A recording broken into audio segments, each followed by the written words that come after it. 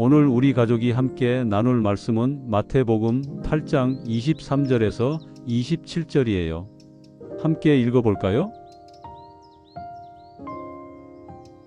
또 주께서 배에 오르시니 제자들이 주를 따르더라.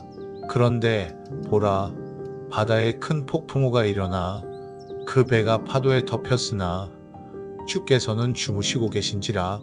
제자들이 그에게 다가와서 깨우며 말씀드리기를, 주여, 우리를 구하여 주옵소서. 우리가 죽게 되었나이다. 라고 하니 주께서 그들에게 말씀하시기를, 오, 너희 믿음이 적은 자들아, 어찌하여 두려워하느냐 하시고 일어나서 바람과 바다를 꾸짖으시니 아주 조용해지더라. 그 사람들이 놀라서 말하기를, 이분이 도대체 누구시기에 바람과 바다까지도 그에게 복종하는가 라고 하더라. 아멘. 오늘 이 말씀 우리에게 참 익숙하죠? 오늘 우리는 이 이야기를 조금 다른 각도에서 보려고 해요. 우리 눈높이에서 무섭다, 예수님 도와주세요 가 아니라 하늘에서 내려다보시는 하나님의 시각으로 이 사건을 이해해 보는 거예요. 하나님께서는 왜 제자들에게 이 풍랑을 허락하셨을까요? 이 특별한 사건을 통해 제자들에게 무엇을 가르치고 싶으셨을까요? 어떤 고백과 변화를 원하셨을까요? 사실 이 사건은 우연히 일어난 해프닝이 아닌 것 같아요. 제자들을 위대한 신앙 고백으로 이끌기 위한 하나님의 계획으로 보여져요. 첫 번째, 여정의 시작. 부르심부터 오늘까지. 제자들이 예수님을 처음 만난 곳 기억하시죠? 갈릴리 바닷가였어요. 나를 따라오라. 내가 너희를 사람을 낚는 어부가 되게 하리라. 그들은 그물을 버려두고 예수님을 따라갔어요. 그런데 그 순간 그들이 예수님이 누구신지 알았을까요? 아니에요. 그냥 뭔가 거부할 수 없는 권위와 끌림만이 있었던 거예요. 그 후로 제자들은 예수님과 함께 일상을 보냈어요. 산상수훈도 들었고 나병 환자가 깨끗해지는 것도 보았고 백부장의 믿음으로 하인이 치유되는 것도 목격했어요. 그리고 오늘 배 위에서 엄청난 풍랑을 만난 거예요. 이 풍랑 사건이 왜 중요할까요? 지금까지 제자들은 예수님이 병을 고치시고 가르치시는 걸 봤어요. 그런데 오늘은 달라요. 자연이 예수님께 순종하는 걸 보게 된 거예요. 이분이 도대체 누구시기에 바람과 바다도 순종하는가? 이 질문은 단순한 놀라움이 아니에요. 이건 예수님의 정체성에 대한 본질적인 질문이에요. 생각해 보자고요. 제자들은 자기들의 힘과 기술로는 도저히 감당할 수 없는 자연의 위력 앞에서 완전히 무력했어요. 그런데 그 절대적인 힘을 말씀 한마디로 복종시키시는 예수님을 보게 된 거예요. 인간의 범위를 넘어선 절대적 존재에 대한 두려움과 떨림이 생긴 거죠. 이게 중요한 게 뭐냐면요. 이건 제자들이 노력해서 얻은 깨달음이 아니라는 거예요. 하나님께서 그들의 일상에 개입하셔서 그들의 이성을 뛰어넘는 초월적인 사건을 통해 예수님이 누구신지를 스스로 묻게 만드신 거예요. 이게 하나님의 방법이에요. 두 번째, 오늘 사건의 위치. 온전한 고백을 향한 디딤돌. 오늘 풍랑 사건은 제자들의 신앙 여정에서 어떤 위치일까요? 바로 이분이 누구신가? 라는 질문을 심어주는 지점이에요. 이 질문은 앞으로 계속될 만남들을 통해 점점 더 깊어져요. 그리고 결국 마태복음 16장에서 베드로의 위대한 고백으로 이어지죠. 주는 그리스도시요 살아계신 하나님의 아들이시니이다. 이 고백은 갑자기 나온 것이 아니에요.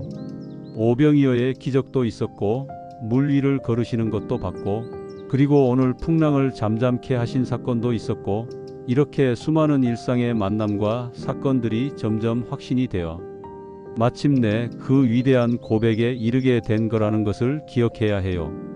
그런데 이야기가 여기서 끝날까요? 아니에요. 베드로가 고백한 후에도 제자들은 여전히 연약했어요. 예수님께서 십자가를 지실 때 그들은 모두 도망쳤어요. 그들의 믿음은 고백뿐이었고 완성되지 않았던 거예요. 셋째, 인간의 한계와 십자가. 죽음을 통과해야 부활이 있다. 십자가 앞에서 도망친 제자들을 보면 인간의 한계가 이런 거구나 싶어요. 그들은 예수님과 3년을 함께했고 기적도 보았고 고백도 했지만 결정적인 순간에 무너졌어요. 왜 그랬을까요? 아직 십자가의 의미를 이해하지 못했기 때문이에요. 베드로가 주는 그리스도시요 살아계신 하나님의 아들이시니이다라고 고백한 직후에 예수님께서 자신의 십자가 죽음을 말씀하셨어요. 그러자 베드로는 주여, 그리 마옵소서. 라고 했어요. 제자들은 영광스러운 그리스도는 원했지만 십자가 지시는 그리스도는 원하지 않았던 거예요. 그런데 제자들은 몰랐어요. 바로 십자가가 하나님 구원 계획의 핵심 중에 핵심이라는 것 말이에요. 제자들이 골고다 언덕에서 예수님의 고난을 보며 느낀 건 절망과 허무와 괴로움뿐이었어요. 그분이 정녕 이렇게 죽으시다니. 그런데 십자가가 실패였을까요? 아니에요. 그건 죄와 사망, 그리고 우리를 묶어 놓았던 죄성으로 가득 찬 옛 사람을 죽이고 새로운 부활체로 재탄생시키려는 하나님의 구원 계획의 절정이었어요. 십자가 없이는 부활이 절대 없기 때문이에요. 죽음을 통과해야만 참 생명에 이를 수 있어요. 부활하신 예수님을 만난 후 제자들은 비로소 깨달았어요. 갈릴리 바닷가의 부르심, 산상수훈, 풍랑사건, 오병이어, 베드로의 고백, 그리고 십자가까지. 이 모든 게 십자가 죽음과 부활 아래 새로운 의미를 갖게 된 거예요. 아, 그분은 십자가로 죽음을 이기신 그리스도이셨구나. 십자가는 끝이 아니라 새로운 시작이었구나. 제자들은 부활하신 예수님을 만나게 되자 그제서야 그동안의 과정들의 의미를 깨닫게 되었어요. 그리고 오순절에 성령이 임하셨고 제자들은 완전히 변화되었어요. 도망쳤던 베드로가 담대히 복음을 전했고 3,000명이 회개했어요. 그들은 이제 작은 예수가 되어 진정한 왕이신 그리스도의 통치를 이 땅에 이루어가기 시작한 거예요. 넷째, 오늘 우리의 위치. 우리는 어느 지점에 서 있나? 자, 이제 우리 이야기를 해볼까요? 오늘 우리는 어디에 있을까요? 우리 가족 중에 갈릴리 바닷가에 있는 사람이 있을 수 있어요. 예수님의 부르심을 들었지만 아직 그분이 누구신지 잘 모르는 상태요. 그렇지만 두려워하지 않아도 돼요. 예수님과 함께 일상을 보내자고요. 말씀을 듣고 그분의 역사를 경험하면 돼요. 어떤 분은 지금 풍랑 속에 있을 수도 있어요. 인생의 폭풍우가 몰아치고 주여 구원하소서 우리가 죽겠나이다라고 부르짖는 순간이요. 그런데 바로 그 순간이 이분이 누구신가를 깨닫는 기회예요. 풍랑은 우리를 무너뜨리려는 게 아니에요. 예수님이 창조주 하나님이심을 알게 하려는 하나님의 섭리예요. 어떤 분은 고백의 순간에 있을 수 있어요. 주는 그리스도시요 살아계신 하나님의 아들이시니이다라고 고백했지만 여전히 베드로와 같이 연약함을 느끼는 거예요. 그는 고백 후에 실패도 했잖아요. 그런데 부활하신 주님께서 그를 회복시키셨어요. 저는 지금 십자가 앞에 다가왔어요. 저를 부인하고 제 십자가를 져야 하는 순간이요. 제 본능과 이익을 반대로 살아야 하고 내 죄는 그리스도께서 용서하셨지만 이후 예수님을 따르기 위해 받아야 할 고난과 희생을 감당해야만 해요. 이건 옛 자아가 죽어야 하니까 정말 잘 안 돼요.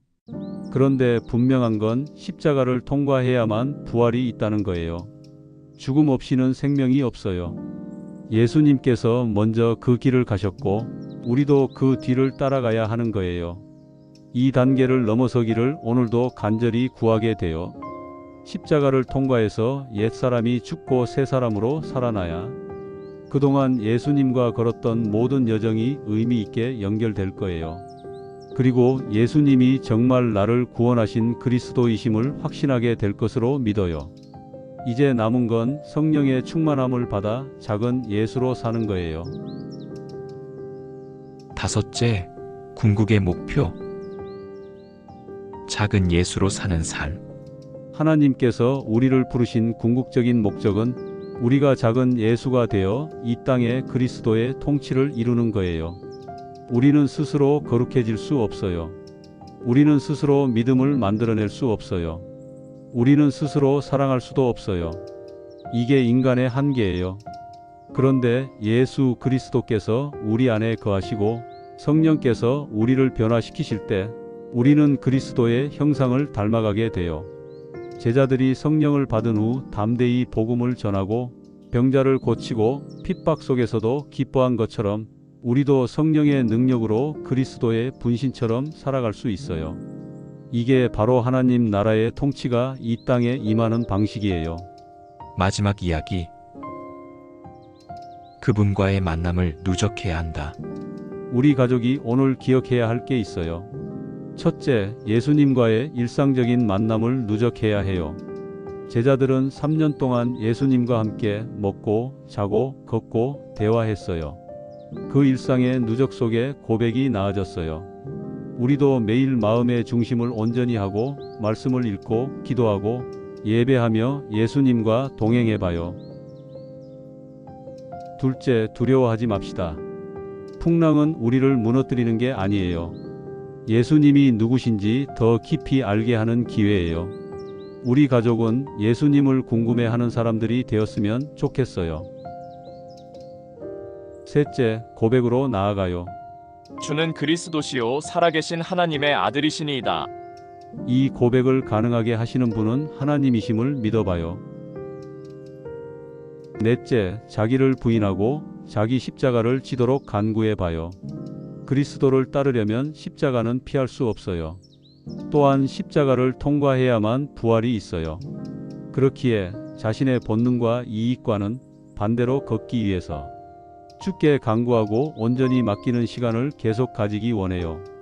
이 과정들을 통해 부활의 능력을 경험하게 되고 성령의 충만함을 받아 작은 예수로 살아갈 수 있어요. 이게 하나님께서 우리를 부르신 궁극의 목적이에요. 우리를 통해 그리스도의 통치가 이 땅에 임하게 하시는 거예요.